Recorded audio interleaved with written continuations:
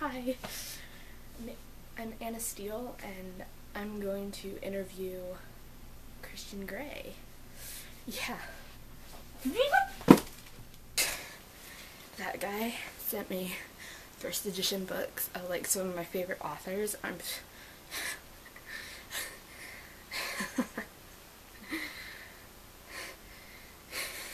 Why'd you send me those books? I'm drunk. I'm in a bar in Portland. You can't find me. Oh, that'll teach. That'll teach him. Hello? What do you mean you're coming to get me? You can't find me. Oh my god. So, he found me. He tracked my cell phone.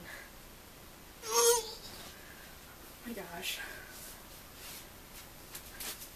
So, I woke up in his hotel room and I didn't have any pants on, and he said that he took them off of me while I was passed out drunk, and he sent them to the cleaners or whatever. He's in the shower right now.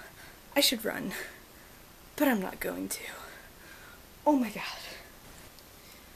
Okay, so instead of running, I decided to take a shower. He's waiting outside the room right now, and I just really want to brush my teeth, so I'm gonna use his toothbrush. Okay, update. I let this guy take my virginity. I did some pretty kinky stuff, but I've fallen in love with him, and I just told him to, like, show me what the worst is, and I'll show him I can handle it, and he did, and oh my god, it hurt so bad. It hurt so bad, and he's so messed up. But I love him. I don't want to, I have to go. I can't handle this lifestyle. He's too messed up for me. Well, I hope you all found that hilarious, because that's what I was actually aiming for.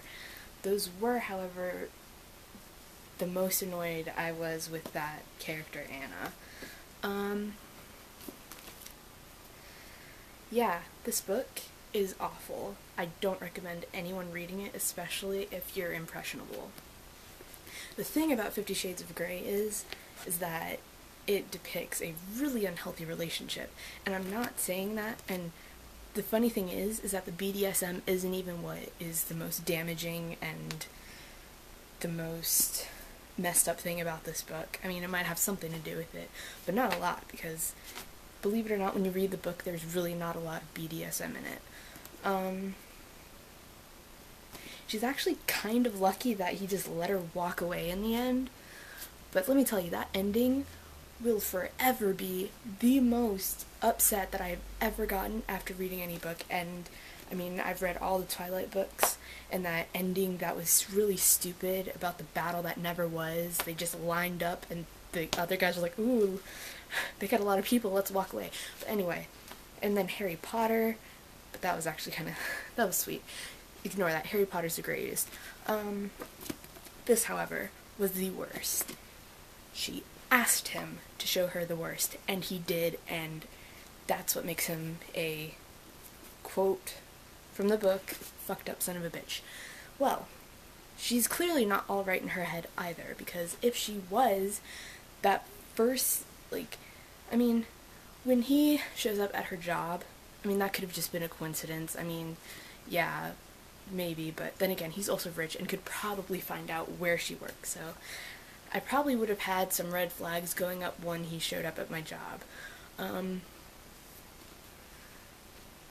I definitely wouldn't have gone out for coffee with the guy when he was doing a photo shoot for my best friend. And when he tracked my cell phone, or anyway, when he sent me books and I called him drunk about it, and he tracked my cell phone down, I would have red flags going. And then especially when I pass out and wake up pantless in his bed, yeah. I would be gone. I would be grabbing the sheet off the bed, or just running out in my underwear, screaming and getting to the police as soon as humanly possible, because that's not okay. Like, if you have vomit on your jeans, it doesn't, like, no one wants to wake up like that. But I mean, seriously, it's a lot better than some guy you don't know undressing you in his hotel room and you're unconscious. Like, that's just not okay. What he should have done is got her friend, her roommate, to come in and take her home and just take care of her herself, not take care of her himself. Because, I mean, he's a stranger. She's known him for like a week, and just no, that's not okay. And that's the whole thing. It's just like he's stalking her, and it's kind of a form of abuse, especially when she basically tells him to get lost, and then he shows up at her house and has sex with her instead. I mean, what? Why? I'm just so angry. This book is terrible, and people are raving about it. I mean, I love literature. It's great. I mean, it's wonderful, but really? This is terrible. This is worse than Twilight.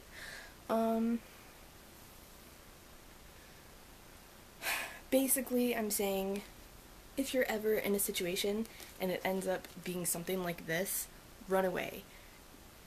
Do not pass go, do not collect 200. Run away to the police. Tell them what's going on, because this is not okay.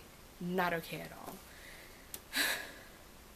Neither is Twilight, for that matter. They both represent abusive relationships, and really, really bad. It's bad. It doesn't matter how attractive they are, how rich they are, or anything else. I mean, it's not okay. It's never okay for a guy to act like this. And I'm not talking about, like, in the bedroom sense either. I'm talking about just possessive and demanding in general. But then again, I guess it's the whole point of this book. But still, this is not a good example of a romantic relationship that you want to be in. This is bad. This is like, you want to run and never stop running. This is, if he pursues you, you run to a different country, change your name, and just hope that he doesn't find you, because he's a creep. I mean, he let her get away in the end, but it would have just been easier if she had just run and never stopped running. Kind of like Doctor Who. Anyway, that's my opinion on the book.